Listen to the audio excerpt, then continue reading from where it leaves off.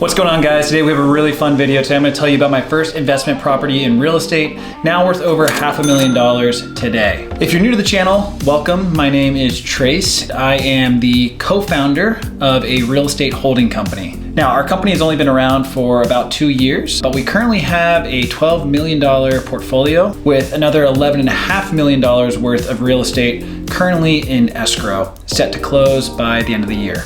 I tell you all of that because I want to point out that we really started all of this with just one property or one door. And it was just 2 years ago in early 2020. And that single property is now worth over $500,000. And to date, we're only $15,000 into it. So here's the full story, detail by detail. I'm gonna break it all down for you.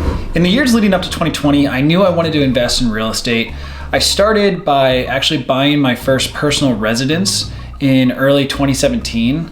And I'll do a separate video about that purchase and kind of how I got there and, more so what I've bought and sold over the years. But that initial purchase tied up most of my cash at the time. I still knew I wanted to invest and I started really monitoring the market. I do work in commercial real estate and I have my real estate license here in California, but the clients that I work with are mostly retail, industrial, automotive, and similar sectors. So multifamily and rental properties were new territory for me. And for that reason, I really needed to study more. I read construction reports such as Dodge reports, which essentially show you the various construction projects in your area, pretty much throughout the whole construction lifestyle. So planned and in progress, and it gives you a really good flavor for what's going on in your local market. And I started familiarizing myself with the housing market as well, because I wanted to know the different trends around me. It's important to remember that your first deal doesn't necessarily build you wealth. The first deal kind of gives you momentum. It teaches you the fundamentals and the basics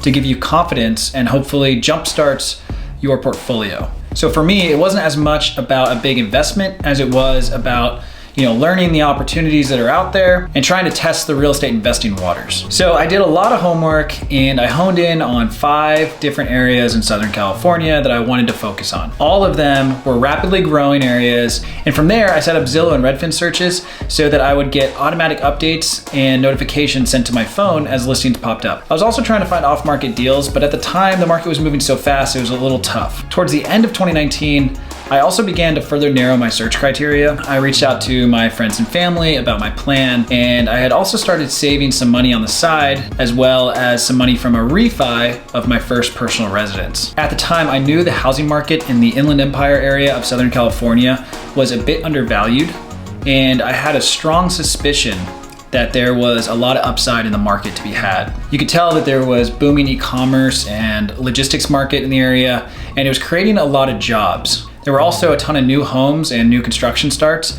and new construction also for retail was being built out, which were all signs of a thriving and growing community and general area. On top of all that, I had heard that Amazon had just signed millions of square feet of additional distribution center space in the area. I knew if Amazon did their homework, it was a good sign for our investment strategy. On top of all that, I was also paying attention to school ratings, amount of parks in the area, looking at crime maps, and other signs that would help either attract or deter a family from wanting to rent from a property that we bought in the area. And all those are really important to take into consideration when you're trying to buy your first investment property or any investment property for that matter. So I was able to convince my parents to invest with me, as well as a few friends and close family members. At the time, the goal was to start small with a single family home, as we figured there would be a few advantages to going that way versus a larger property. We could take advantage of conventional financing. They're a lot easier to lease and more appealing to families traditionally. And to us, it also seemed like an easier exit if for whatever reason the rents declined and the investment went south for whatever reason. All that said, after checking my numbers, I knew it was a good investment opportunity. And we landed on a house with great schools, low HOA payments, which is important to pay attention to, low in taxes, and it was built in 2015. Now, some people like to look for value add opportunities, but for our first investment, we saw 2015 as the build date is a really good thing, as the home was still under builder warranty for another 5 years. It wasn't on the fringe of the city where a lot of the new development was going on. This was an area that was more built up and it was desirable for families, which was definitely a plus for us. Also, since it was new, it likely had little to no remodel costs associated with it, and it was essentially turnkey. Again, that was good news for us because we didn't want our first investment to be a huge project We really wanted something that we could lease right away and start learning the business. So let's talk about the property. The property was listed for $390,000, and at the time, it was a very competitive market in that area. Due to the competition locally, part of the reason why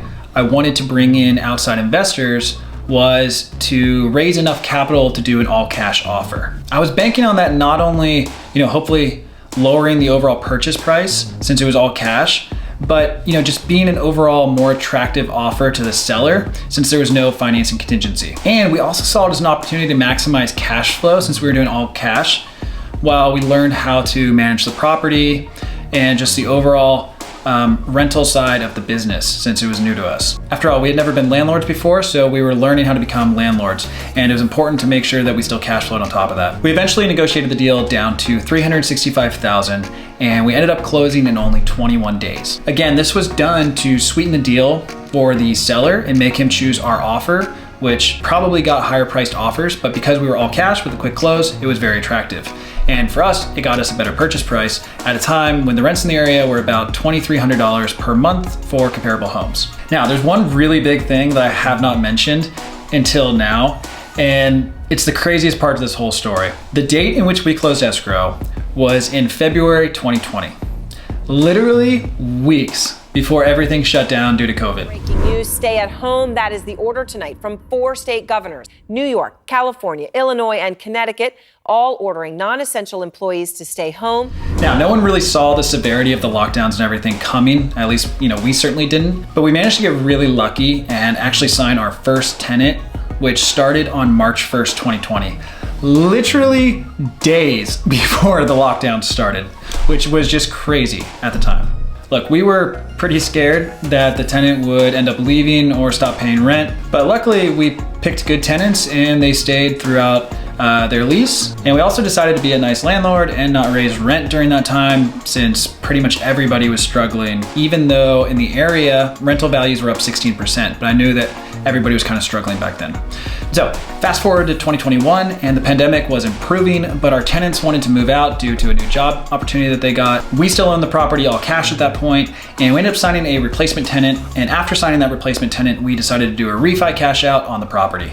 The timing worked out perfectly for us. Essentially, we were now putting a mortgage on the property and we were pulling out equity that had accrued over the last year or appreciated. Due to the increase in the rents on the property and the value of the property just appreciating over time to over $500,000, we were able to pull out all initial principal except for $15,000. Honestly, we could have pulled out all of it, but we still wanted the property to cash flow a bit, so we ended up taking just slightly less so that it would still cash flow. If we had taken all of it out, it would have been a very slightly negative cash flow situation, which was just not something we wanted to take on at the time. But think about that. In only 13 months, we owned our first rental property and we were only into it for $15,000.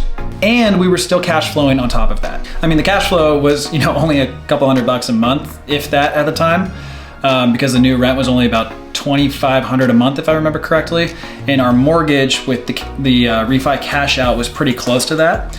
But we now owned a really nice house in a really nice community with great schools for only $15,000 in only 13 months. Best part was that all of our investors and families and friends got most of their initial principal that they put in, and they also owned a chunk of the house for essentially no money down. That single moment was the moment that I fell in love with real estate investing. So after the refi cash out, we took those funds and we invested them into more units, essentially continuing to grow the portfolio. Keep in mind, when you do a refi, in almost every situation, it is tax-free. The government sees it as a loan, so you don't have to pay taxes when you pull your equity out of a property. So we were free and clear to do whatever we wanted with it. I'll cover more on how we continue to build a portfolio in another video, but we had done very well on our first property, and at the time we'd achieved a very low rate on a new 30-year mortgage since rates came down in 2021. Today, in 2022, the rent is over $3,000 a month. We still own the property. Rent has absolutely exploded in the area, so we definitely picked a good neighborhood. And it's honestly been a really great first investment that has taught us a lot in only 2 years. And with the rents continuing to go up, cash flow is now over $600 per month. Still on only $15,000 put into the property. Unfortunately, you know, it's a really rocky time right now to buy homes. So if you're thinking about doing the same investment strategy, it would be pretty tough to do right now. And you may want to give this a once over before diving into anything else.